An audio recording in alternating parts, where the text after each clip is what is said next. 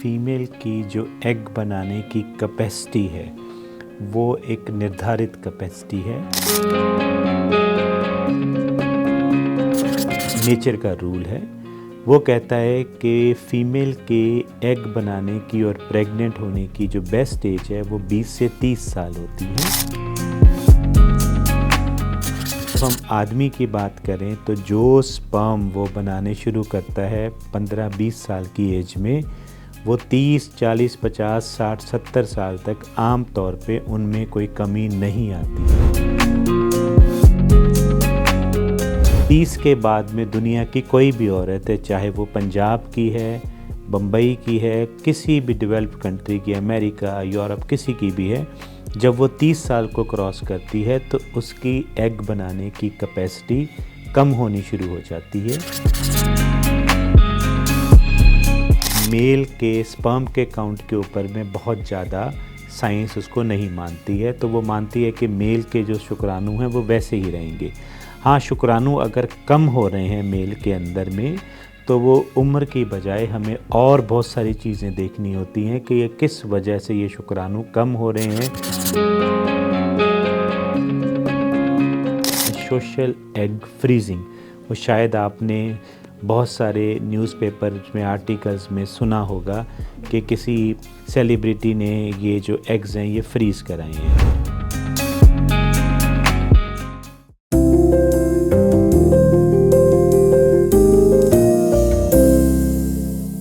नमस्कार, स्वागत है आप सभी का द हेल्थ टॉक शो में और मैं हूं आपके साथ तान्या पाठक।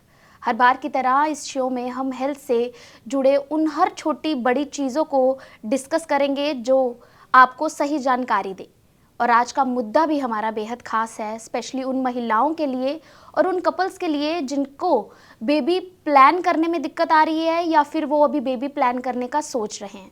और इसी मुद्दे से जुड़े हमारे सवालों के जवाब देने के लिए स्टूडियो में मौजूद हैं डॉक्टर सरबजीत सिंह, जो आईवीएफ एक्सपर्ट भी हैं और सरब हेल्थ केयर के फाउंडर भी। नमस्कार डॉक्टर सरबजीत सिंह, स्वागत है आपका। बहुत बहुत धन्यवाद। डॉक्टर सरब, जब भी आईवीएफ का जिक्र होता है तो एक टर्म है बायोलॉजिकल क्लॉक, उसका साथ में हमेशा जिक्र रहता है, तो ये टर्म को आप कैसे एक्सप्लेन करेंगे? देखिए, बायोलॉजिकल क्लॉक बेसिकली फीमेल के कॉन्टेक्स्ट में जनरली आईवीएफ में कहा जाता है।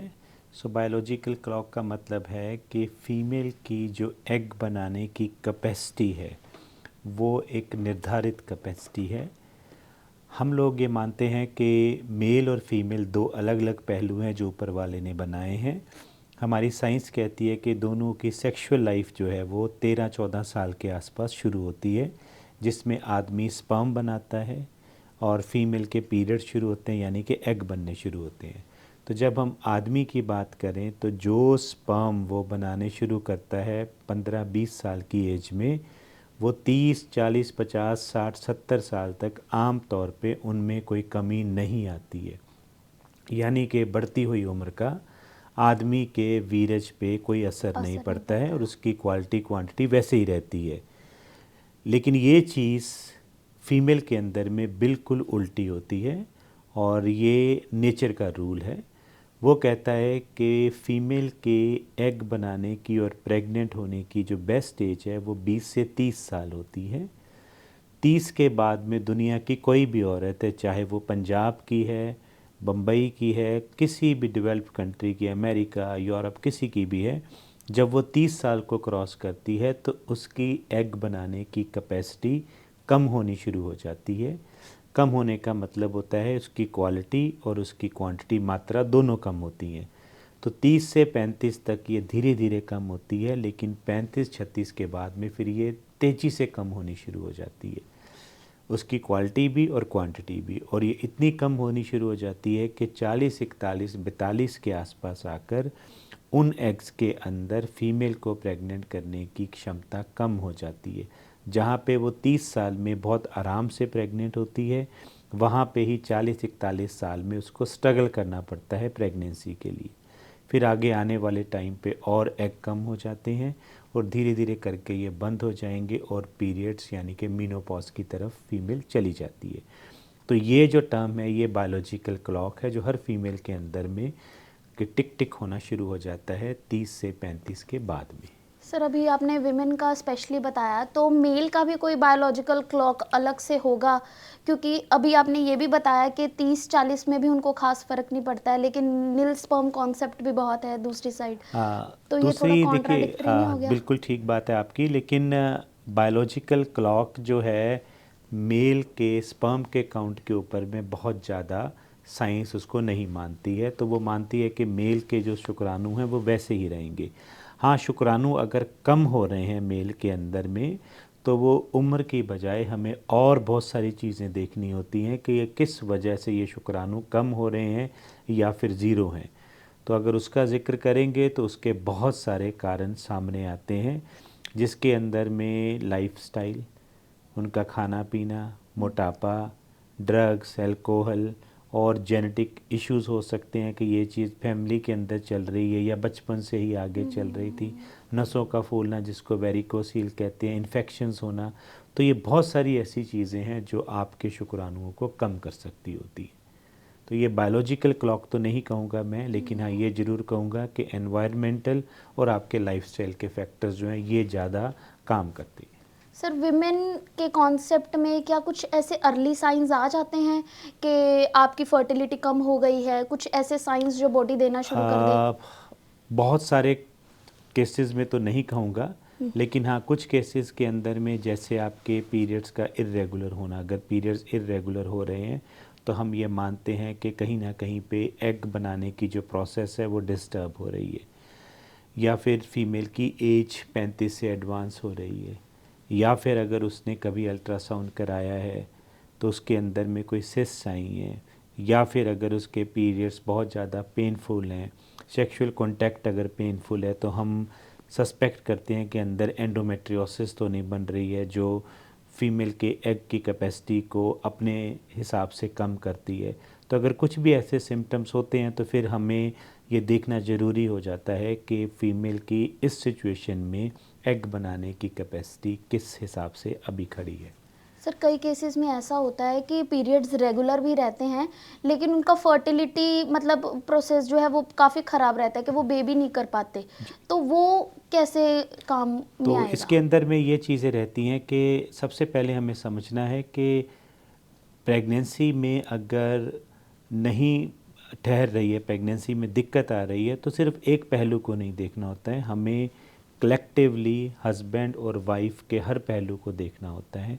हस्बैंड के अंदर में उसकी सीमन की क्वालिटी, उसमें कितने स्पर्म हैं, मोटिलिटी भागने वाले कितने हैं, मॉर्फोलॉजी शेप कैसी है। फिर वाइफ के अंदर में हमें उसकी एग बनाने की कैपेसिटी, उसकी ट्यूब्स कैसी हैं, उसका यूट्रस कैसे है। तो ये सारे पहलू देखने के बाद ही हम लोग असेस कर पाते हैं कि ये एक्चुअल प्रॉब्लम कहाँ पे है। और जो आप बात कर रही हैं वो है अनएक्सप्लेन्ड इनफर्टिलिटी। अनएक्सप्लेन्ड का मतलब है कि कुछ 30 to 40% केसेस ऐसे भी निकल के आते हैं जिनके अंदर में ना हस्बैंड में ना वाइफ में प्रॉब्लम है, लेकिन फिर भी प्रेगनेंसी नहीं हो पा रही है, और इस चीज़ का साइंस के पास कोई जवाब नहीं होता है, तो हम उसको फिर अनएक्सप्लेन्ड कैटेगरी के अंदर रख देते हैं। सर ये भी है कि आईवीएफ के बाद, जब से ये आईवीएफ कॉन्सेप्ट आया है उसके बाद लोग भी सोचते हैं कि नहीं बाद में देख लेंगे, अब तो ये भी ट्रीटमेंट है, तो इस नज़रिए को आप कितना रिस्की मानते हैं? आईवीएफ आपकी प्रेगनेंसी को जल्दी ला कर देता है, इसमें कोई शक नहीं होना चाहिए, और ऐसा भी नहीं है कि आईवीएफ लास्ट रिजॉर्ट है, ऐसा भी नहीं सोचना चाहिए। आईवीएफ एक ऐसा तरीका है जो आपको प्रेगनेंसी जल्दी भी ला के देता है। तो अगर किसी भी तरह से इशू आ रहा है और वो इशू मॉडरेट टू सीवियर है, मॉडरेट टू सीवियर का मतलब होता है कि शुक्राणु काफ़ी कम है या बिल्कुल ज़ीरो हैं, तो आपको आईवीएफ इक्सी की सहायता से आपको प्रेग्नेंट किया जा सकता है। फीमेल के एग जो हैं वो उसकी quality, quantity, AMH, reserve, age बढ़ रही है, वो आपको आईवीएफ के अंदर प्रेगनेंसी जल्दी ला कर देगी। अगर आपके पीसीओएस की प्रॉब्लम है, एग्स बहुत ज़्यादा हैं, तो उसके अंदर में भी आईवीएफ आपको बेहतर तरीके से प्रेगनेंसी देता है।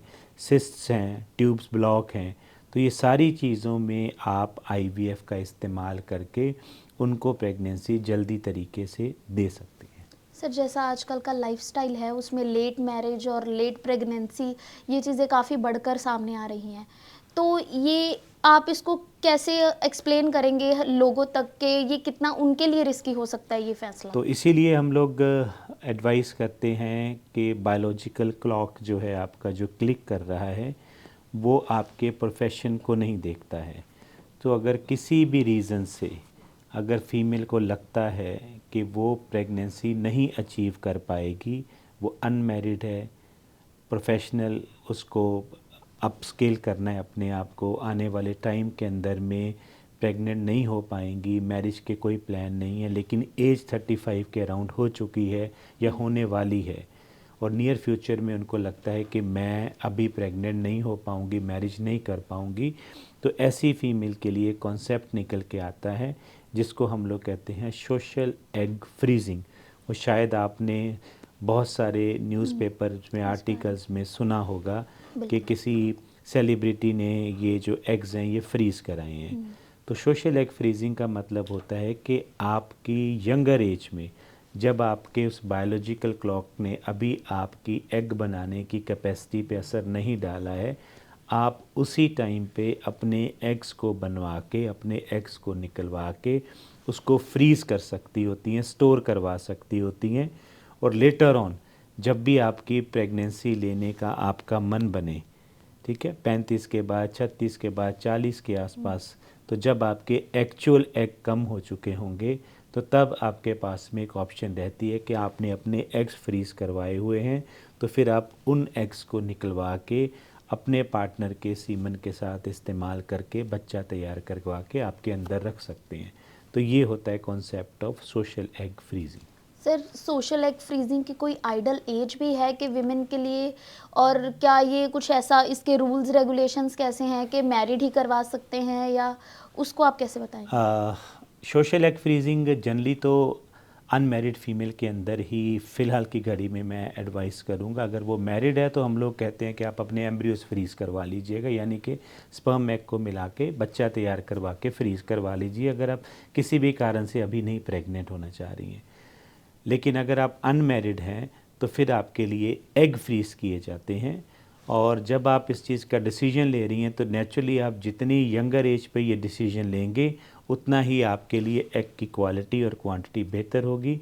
तो ख़ास करके फिर हम लोग सजेस्ट करते होते हैं ये कि 30 से 35 के बीच में अगर आप प्लान नहीं कर रही हैं आगे प्रेग्नेंट होने के लिए तो ये एज आपके लिए आइडियल गिनी जाएगी। सर, अगर कोई लेट एज में एग फ्रीज करवाना चाहे तो उसके आउटकम कैसे होंगे? उसमें ये रहता है कि देखिए इसका कोई मैजिक नंबर नहीं होता है, लेकिन मेरे तजुर्बे के हिसाब से कि आपको कम से कम 10 से लेके 20 एग्स तक जो मैच्योर हैं अगर आप वो फ्रीज़ करवाती हैं तो वो आने वाले टाइम पे आपके लिए बेहतर साबित होता है। तो जैसे जैसे एज बढ़ती जाती है तो कई बार हमें उन एग्स को बनाने में भी मुश्किल होती है, तो कई बार आपको एक साइकिल में प्रॉपर एग नहीं मिलते हैं तो आपको एक बार और उनके एग्स को बनाना पड़ता है, रिट्रीव करना पड़ता है। तो इसीलिए जितना यंगर आप डिसीजन लेंगे एग की क्वालिटी भी बेहतर होगी, नंबर भी बेहतर बनेगा, स्टोरेज बेहतर होएगी। जैसे जैसे एज बढ़ती जाएगी तो आप डिसीजन अगर लेट ले रही हैं तो आपके एग भी कम मिलेंगे, तो हमें वो बार बार उस प्रोसेस को रिपीट करना पड़ता है। अगर इसका सक्सेसफुल रेट देखा जाए एग फ्रीजिंग का तो आप क्या बताना चाहेंगे? अभी मैं कहूँगा विद द न्यूअर जो टेक्निक्स हैं क्रायो फ्रीजिंग की, तो मैं कहूँगा कि एटलीस्ट 20 to 50% के करीब हमें रिट्रीवल इसका मिल जाता है। तो आने वाले टाइम पे मैं और उम्मीद करूँगा कि चीज़ें बेहतर होंगी। लेकिन आप कोई भी अगर डिसीजन ले रही हैं तो मैं चाहूँगा कि आप अपने कंसल्टेंट के साथ में इस चीज़ के बारे में डिस्कस करें, आपकी क्या क्या ऑप्शंस हैं और इसके अंदर में क्या कमियां और क्या उसमें पॉजिटिव्स निकल के आते हैं। सर, एग फ्रीजिंग जो ये पूरा प्रोसेस रहता है इसमें फिजिकली और मेंटली विमेन को कितना प्रिपेयर होना पड़ता है? अगर कोई सोच रहा है तो आप उसको कैसे देखिए बताएंगे? ये जो प्रोसेस रहेगी एग फ्रीजिंग की तो उसके लिए साइकिल डिपेंडेंट प्रोसेस होती है। फीमेल के मेंस्ट्रुअल पीरियड के साइकिल के हिसाब से हमें ट्रीटमेंट करनी होती है। तो ये ट्रीटमेंट के लिए फ़ीमेल को जैसे सेकंड डे आना होता है पीरियड्स के, तो हम लोग चेक करके उसको इंजेक्शंस देते हैं। तो वो रोज़ इंजेक्शन लगाने होते हैं फ़ीमेल को एग बनाने के लिए। तो सिंपल इंजेक्शंस होते हैं, वो खुद ही लगाती है। इंजेक्शन से उनको जनरली उनके कामकाज में कोई फ़र्क नहीं पड़ता है, वो आराम से किसी भी एक टाइम पे इंजेक्शन लगा सकती हैं। पीरियड के सेकंड डे पे शुरू होते हैं, पीरियड के 6th, 8th, 10th डे बुलाकर हम असेस करते हैं कि उसके एग्स कैसे बन रहे हैं। दवा को कम ज़्यादा करना होता है। 10 से लेके 12 दिन में जब उसके एग्स रेडी हो जाते हैं तब उसको बुलाकर अंडर एनेस्थीसिया वो एग्स हम लोग अल्ट्रासाउंड से रिट्रीव कर लेते हैं, यानी कि अपने पास स्टोर कर लेते हैं। तो ये अंडर एनेस्थीसिया प्रोसेस होता है, तो वो 2 से लेके 4 घंटे हमारे हॉस्पिटल में स्टे करती है। फिर उसके बाद में चली जाती है अपनी प्रीलिमिनरी डिस्कशन करके, जहाँ पे हम उनको बताते हैं कि ये आपके एग्स रिट्रीव हुए हैं और ये हमने आपके एग्स फ्रीज़ किए हैं। तो फीमेल को समझना होता है कि ये जो प्रोसेस है उसके अंदर में उसको 6 से लेके 7 बार हमारे हॉस्पिटल में विज़िट्स देनी पड़ सकती हैं। कभी एडमिट नहीं होना होता है। सिर्फ जिस दिन हमने एग निकालने हैं, क्योंकि वो प्रोसीजर अंडर एनेस्थीसिया होता है, तो उसको 4 to 6 आवर्स के लिए हमारे हॉस्पिटल में रुकना होता है। अभी आपने इंजेक्शंस का भी जिक्र किया। ये हार्मोनल इंजेक्शंस को लेके भी बहुत सारे मिथ हैं, लोग डरते हैं। जो लड़कियां हैं वो सोचती हैं कि उनके आगे हेल्थ पे भी असर पड़ सकता है, तो आप ये कैसे मिथ बस्ट नहीं, करेंगे? ये साइंस के पास कुछ ऐसा प्रूफ नहीं है कि ये इंजेक्शन जो हैं उनकी ओवरी के अंदर में या अदर हेल्थ इश्यूज़ में कोई दिक्कत करते हैं। ये सिंपल और मॉडर्न इंजेक्शंस होते हैं। ऑलमोस्ट 100% ये जो इंजेक्शंस हैं ये फ़ीमेल खुद ही लगाती है। इस इंजेक्शन से उनके काम के तरीके पे किसी चीज़ पे कोई फ़र्क नहीं पड़ता है। मान लीजिए शाम को 5 बजे इंजेक्शन लगाना है, कोई भी काम कर रही हैं, घर का काम, प्रोफेशनली कुछ भी कर रही हैं, आपका टाइम हुआ, आप गई, फ्रिज से इंजेक्शन निकाला, लगाया, simple. It hardly would take 10 to 20 seconds for injections to be done. तो इंजेक्शन जो हैं वो जनरली किसी भी और चीज़ पे आपके रिएक्ट नहीं करते हैं। हाँ, हल्का फुल्का जैसे रेडनेस या ये होना जो है इस चीज़ में रह सकता है, लेकिन ब्रॉडली कहें तो ये इंजेक्शंस आजकल सेफ़ मानी जाती है। सर, एक प्रोसेस में मतलब कितने एग्स जो है वो फ्रीज होते हैं, या मल्टीपल केसेस में क्या हमें दोबारा दोबारा भी ये चीज़ें जी, करनी पड़ सकती हैं? अगर आप यंगर एज पे डिसीजन लेंगे 30 से 35 के बीच में, तो हो सकता है कि आपके एक ही गो में हमें 10 से लेके 15 तक एग्स मिल जाएं फ्रीज़ करने के लिए। लेकिन जितना डिसीजन लेट होता जाएगा एग फ्रीजिंग का, जितनी एज फीमेल की बढ़ती जाएगी, तो उतना ही उसके एग का रिज़र्व कम होगा, उतने ही एग्स जो हैं वो निकालने भी हमें मुश्किल पड़ेंगे।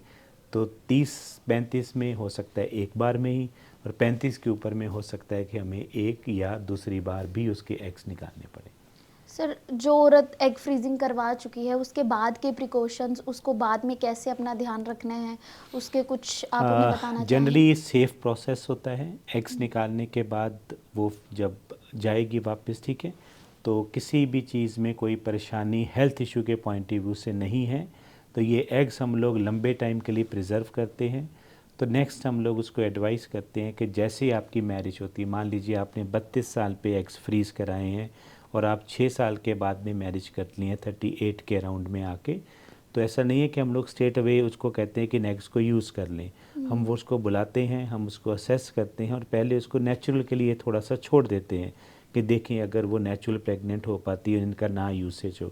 अगर नहीं होती है या वो विलिंगली कहती है कि मुझे नेचुरल नहीं रखना है, तब हम लोग इसको यूज़ करते हैं। तो ये प्योर एंड प्योर देखा जाए तो सेफ़ प्रोसेस है। सर, आईवीएफ को लेकर स्पेशली हमारे इंडिया में बहुत सारा जो है वो मिथ हम कह सकते हैं भरा पड़ा है।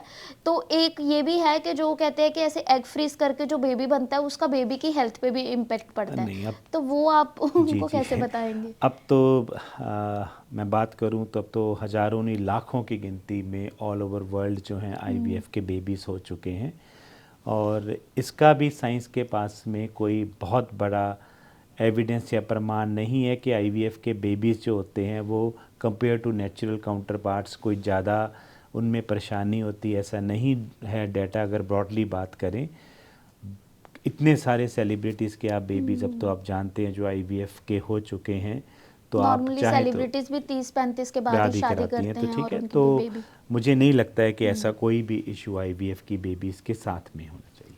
सर, जब नेचुरली एग या स्पर्म को हम फ्रीज नहीं कर पाते तो एक डोनर कॉन्सेप्ट भी आता है, उसको आप कैसे समझाएंगे? देखिए, डोनर कॉन्सेप्ट का मतलब होता है कि उन फीमेल्स में जहाँ पे एग की कैपेसिटी जो है वो बहुत कम हो चुकी है या फिर एग्स बनने बंद हो गए हैं, जैसे कि पीरियड्स, मीनोपॉज आ गया है, तो 50 साल की एज तक हमें साइंस जो है फ़ीमेल को प्रेग्नेंट करना अलाउ करती है। आम तौर पे 42-43 की एज से लेकर 50 की एज के बीच में बात करें तो मेजॉरिटी जो फीमेल्स हैं उनको डोनर एग की ज़रूरत पड़ती है, क्योंकि उनके एग्स की कैपेसिटी, क्वांटिटी, क्वालिटी कम हुई होती है। तो डोनर का एक कॉन्सेप्ट जो बना है वो ये है कि कोई भी आके एग डोनेट करता है, ऐसा नहीं है। 2021 के बाद में जब ये लॉ स्ट्रिक्ट हुआ है तो उस लॉ के हिसाब से कुछ सरकार ने तय मापदंड रखे हुए हैं। सबसे पहली चीज़ ये है कि डोनर जो है वो कोई भी कपल अपने घर से ला सकता है जिसकी एज 23 से 35 तक निर्धारित होती है। ठीक है, डोनर जब भी आएगी, ठीक है, वो एक रजिस्टर्ड ART बैंक के थ्रू आएगी। IVF क्लिनिक्स भी नहीं ला सकते हैं, it has to come from registered ART banks. जैसे ब्लड बैंक होते हैं वैसे ही IVF के भी बैंक्स होते हैं। तो उस बैंक से उस लड़की को रिक्रूट किया जाता है।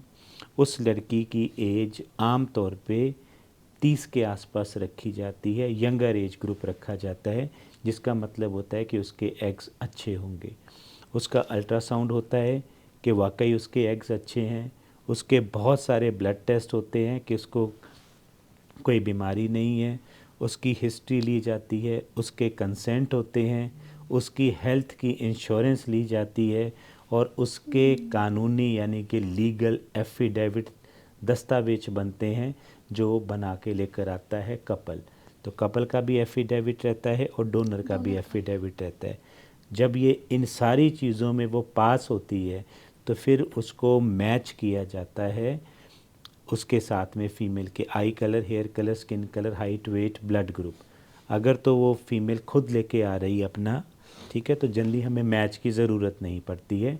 तो ये सारी जो प्रोसेसेस हैं इसके थ्रू जो है फिर डोनर को गुज़रना पड़ता है, तब जाके वो डोनेट कर पाती है। तो ये सब मिथ्स बनी हुई हैं कि कोई भी आके ऐसे डोनेट कर रहा है।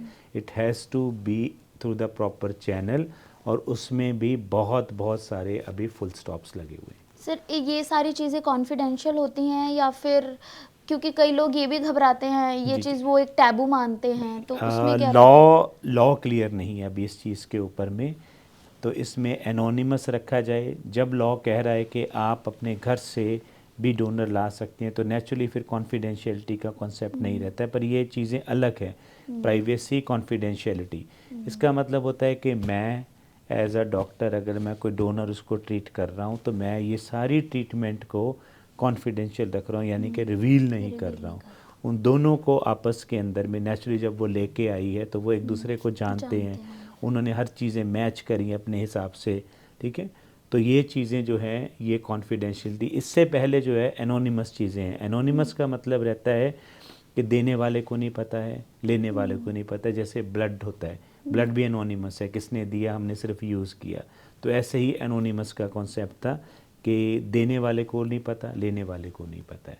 तो लॉ जो है इस चीज़ में क्लियर नहीं है कि इसको एनोनिमस रखना है या नॉन एनोनिमस रखना है।